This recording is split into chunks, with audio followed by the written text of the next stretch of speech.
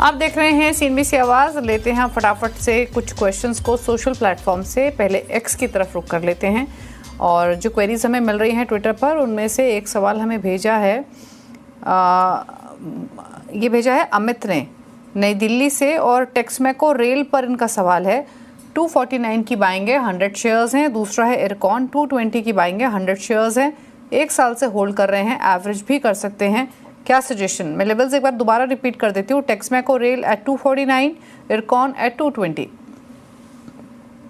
जी देखिए, अभी थोड़ा थेमेटिक बाइंग तो है नहीं यहाँ पे, लेकिन पिछले सप्ताह में पिछले कुछ सेशंस के अंदर हम लोगों ने रेलवेज के स्टॉक्स के अंदर काफी अच्छे अपटिक्स देखी हैं। जैसे आरवीएनएल जैसे काउंटर के अंदर स्पेशली काफी स्ट्रॉन्ग मोमेंटम हम लोगों ने विटनेस किया है। मुझे लगता है कि टेक्समैको रेल के अंदर अगर ये एवरेज करना चाहते हैं तो जरूर इस रेंज पर आप कर सकते हैं, 140-145 की रेंज में। लेकिन इसका जो स्टॉप लॉस है थोड़ा सा डीप हो जाता है यहाँ पे 120 के आसपास का, तो उसको मेंटेन करना काफी इंपॉर्टेंट रहेगा। और ऊपरी लेवल पे जो इनका जो बाइंग का प्राइस बना हुआ है वो काफी ऊपर की लेवल पे है, तो मुझे लगता है कि ये इनके लिए 2 साल का टाइम फ्रेम इनको देना बहुत जरूरी होगा। तो टेक्स कंडीशनल इसको होल्ड करने की सलाह रहेगी और कंडीशनल इसमें एडिशन की सलाह रहेगी। मोमेंटम थोड़ा सा स्लो हो सकता है। मैम दूसरा स्टॉक कौन सा होता है? इरकॉन। जी इरकॉन के अंदर भी मोर और लेस पोजीशन वही है, लेकिन पिछले 3-4 दिनों से अच्छा खासा चल भी रहा है। 2200 डीमा के आसपास आकर ये सपोर्ट लिया है। वॉल्यूम्स के कंसेंसस इसके अंदर बनते हुए नजर आ रहे हैं। मुझे लगता है कि यहाँ पे एवरेज तो नहीं करना चाहिए, लेकिन एक रेंज मिलेगी यहाँ पे 198 से लेके 205 तक की, वहां पे एक एग्जिट करने की सलाह रहेगी। तो सप्लाई वहीं से निकल रहा है बार बार। ओके, चलिए, तो ये रही सलाह आपके लिए। आप किस पोजीशन पर? विकास का एक सवाल है, ट्रेंड पर 30 शेयर्स 5175 की बाइंग है, शॉर्ट टर्म का व्यू है, एवरेज करें या उछाल पर बेच दें, क्या रणनीति रखें? जी देखिए, काउंटर थोड़ा सा सदा हुआ है, पिछले 2 हफ्तों से कंटिन्यूअस गिरावट में है ये काउंटर। कल थोड़ी बहुत बाइंग इंटरेस्ट यहाँ पे जनरेट होती हुई दिखी, लेकिन दोबारा आज के दिन में ये काउंटर जो है वो गिरते हुए नजर आया। मुझे लगता है कि थोड़ा सा संभालने का जरूरत रहेगा। काफी स्ट्रॉन्ग एंटिसिपेशन हो सकता है इसके अंदर। 5,600 रुपए तक के जो रेट्स है इसके अंदर विजिबल हो सकते हैं।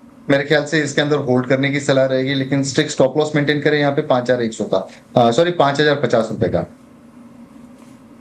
ओके, और लेते हैं क्वेश्चंस, और एक सवाल और पिक कर लेते हैं। और ये सवाल हमें भेजा है नारायण ने, और सवाल है इनका CDSL पर और DLF पर। CDSL के 20 शेयर्स हैं, 1153 के, और 90 शेयर्स DLF के हैं 794 के।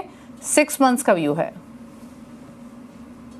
जी देखिए, CDSL की बात कहूँ तो प्योरली ये एक न्यूज ड्रिवन काउंटर हुआ है फिलहाल पिछले कुछ दिनों में, और आज ऊपरी सतह से थोड़ा सा गिरावट इसके अंदर जरूर देखने मिली, लेकिन ओवरऑल काउंटर का परफॉर्मेंस काफी अच्छा लग रहा है। मुझे लगता है कि अगर CDSL जैसे काउंटर के अंदर अगर आप समय देंगे तो काफी अच्छा जो है मुनाफा हो सकता है। 1 साल से 2 साल का नजरिया यहाँ पे रखे। मुझे लगता है कि 1950-2100 रुपए तक के जो रेट्स है वो जरूर देखने मिलने चाहिए। तो काफी स्ट्रॉन्ग काउंटर है। और DLF की जहां तक मैं बात करूं यहाँ पे, तो DLF के अंदर भी मेरी जो सलाह रहेगी इसके अंदर होल्ड करने की सलाह रहेगी डेली टाइम फ्रेम के ऊपर। कन्विंसिंग पैटर्न यहाँ पे नजर आ रहा है, लेकिन पिछले 2 दिनों से ये काउंटर थोड़ा सा ट्रैक जरूर कर रहा है। मुझे लगता है कि थोड़ा 793 के ऊपर ये काउंटर के अंदर एक बड़ी हलचल देखने मिल सकती है। और शॉर्ट टर्म में जो इसका टारगेट निकल के आ रहा है वो 840-850 तक के जो है लेवल्स नजर आ सकते हैं। तो होल्ड करने की सलाह रहेगी DLF में। ओके, चलिए, ये रही सलाह इन स्टॉक्स पर। सवाल इतने करेंगे शामिल। कोई क्लोजिंग कमेंट आपकी तरफ से पंकज? दीपाली जी, मैंने सिर्फ जियो फाइनेंस के लिए मैंने बोला कि मेरा डिस्क्लेमर है। अपने क्लाइंट लोगों के साथ में मैं ये स्टॉक शेयर कर चुका हूँ और लंबे नजरिए से है। इसके अलावा कोई डिस्क्लेमर नहीं है। जो भी आप मेरी राय से अगर कोई ट्रेड कर रहे हो तो अपने वित्तीय सलाहकार से जरूर जानकारी लेकर ट्रेड करें। Thank you. शुक्रिया आपका शो में आने के लिए। इसी के साथ इस शो में तो इतना ही। ब्रेकफास्ट पर भी खबरें जारी हैं। नमस्कार।